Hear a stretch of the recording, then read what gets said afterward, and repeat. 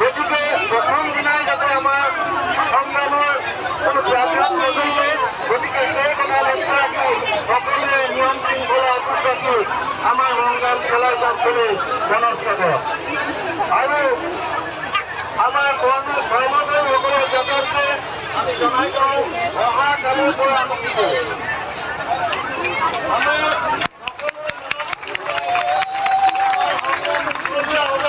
আমি অহা কালিৰ পৰা আমি কি কৰোঁ, নহয় জানো? অহা কালিৰ পৰা আমি নিজে কৰ্মস্থলীলৈ যাম এবং কলাবাৰী কৰ্মস্থলীলৈ যাম আৰু আমি অনলাইন অফলাইন কোনো ধৰণৰ আমাৰ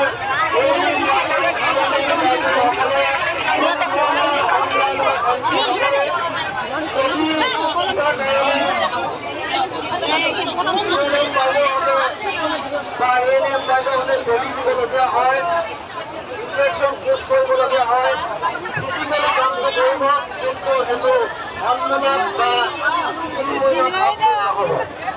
আমি চৰকাৰক জনাব বিচাৰিছোঁ যে আমি সম্পূৰ্ণৰূপে আপোনালোকৰ লগত আছোঁ।